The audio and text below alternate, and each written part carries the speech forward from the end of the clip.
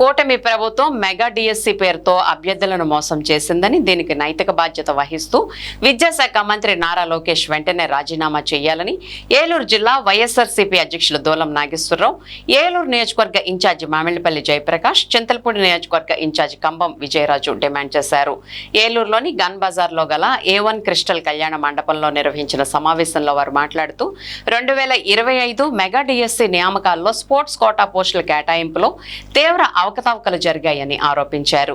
ఈ వ్యవహారంపై సమగ్ర దర్యాప్తు చేపట్టి కేంద్ర దర్యాప్తు సంస్థతో విచారణ జరిపించాలని వారు ప్రభుత్వాన్ని కోరారు. డిఎస్సి నియామకాల్లో జరిగినట్లు ఆరోపిస్తున్న అక్రమాలపై పూర్తి స్థాయిలో విచారణ నిర్వహించి బాధ్యులపై కఠిన చర్యలు తీసుకోవాలని వారు డిమాండ్ చేశారు. అలాగే ఈ వ్యవహారానికి నైతిక బాధ్యత వహిస్తూ విద్యాశాఖ మంత్రి నారా లోకేష్ తన పదవికి రాజీనామా చేయాలని కోరారు. ఈ సమావేశంలో ఏలూరు నగర వైఎస్ఆర్సీపీ అధ్యక్షులు గుడిదేశి శ్రీనివాసరావు, నెర్సు చిరంజీవి, తుమరాడ స్రవంతి, జిజ్జువరపు విజయ నిర్మల, వైఎస్ఆర్సీపీ నాయకులు, మాజీ కార్పొరేటర్లు తదితరులు పాల్గొన్నారు. డిఎస్సి కార్యక్రమం మీద, డిఎస్సి మీద జరిగినటువంటి అక్రమాల మీద మనం మంచి కార్యక్రమం చేశాం. జిల్లా స్థాయిలో 26 జిల్లాల్లో కూడా బాగా జరిగినటువంటి ఒక 7 జిల్లాల్లో ఉంటే అందులో ఏలూరు కూడా మన బ్రహ్మాండంగా జరిగినటువంటి కార్యక్రమాలు ఉంది. ఎందుకంటే ఏలూరు జిల్లా ఏ కార్యక్రమాలు చేసినా ముందుగా ఏలూరు నియోజకవర్గంలో ఉన్నటువంటి కార్యకర్తలే ముందు కింద స్థాయి నుంచి పార్టీని బలోపేతం చేసుకుంటూ వస్తున్నారు. ఈ డిఎస్సి కార్యక్రమం పైన మనం బ్రహ్మాండ కార్యక్రమాలు చేసిన ఆ కార్యక్రమాలు భారీగా సక్సెస్ కావటం, జగన్మోహన్ రెడ్డి గారు మరో అడుగు ముందుకు వేసి మళ్ళీ వెంటనే కార్యక్రమాలు రూపకల్పన చేయడం జరిగింది. ఎందుకంటే ఈ అక్రమాలు చేసినటువంటి అక్రమార్కులకు అండగా ఉన్నటువంటి ఈ ప్రభుత్వంలో అండగా ఉన్నటువంటి నాయకుడు చంద్రబాబు నాయుడు గారు బిడ్డ అయినటువంటి లోకేష్ గారు.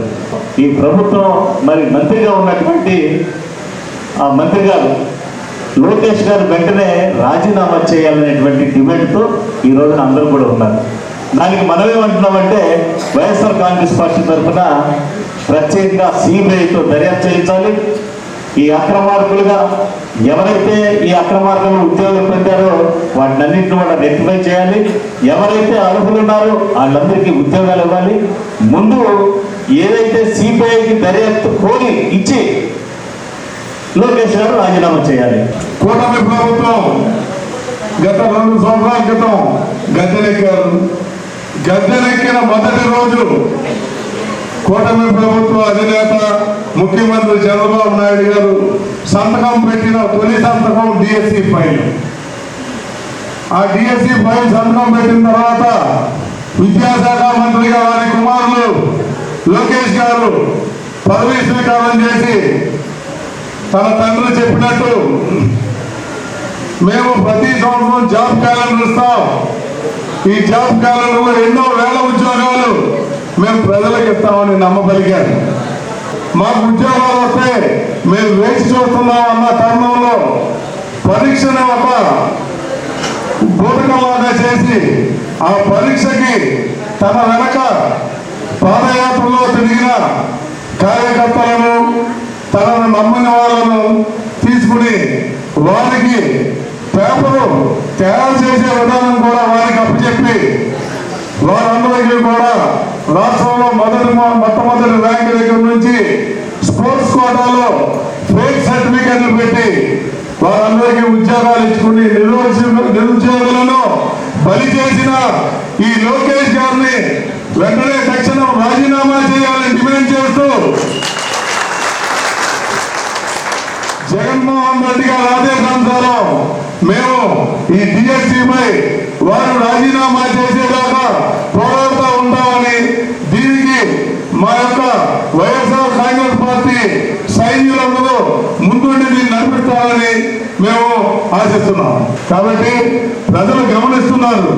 ఈ డిఎస్సిపై పోరాటం చేయడానికి మనందరం సిద్ధమయ్యి 6వ తారీఖు నుంచి ఏలూరులో జరుగుతున్న రిలే నిరాధ్యక్షులు, అలాగే 10వ తారీఖు ఏలూరు నలుమూలల నుంచి భారీ ర్యాలీగా మనం గాంధీ గారి విగ్రహం దగ్గరికి వెళ్ళి గాంధీ గారికి వినతి పత్రం ఇచ్చి లోకేష్ గారు రాజీనామా చేయాలి, వాళ్ళు రాజీనామా చేసి ఈ యొక్క డిఎస్సిలో జరిగిన అవకతవకల్లో వారు అన్యాయానికి ఇచ్చిన ఉద్యోగాలన్నీ తొలగించి అర్హులైన నిరుద్యోగులకు ఇవ్వాలని మేము డిమాండ్ చేస్తున్నాం.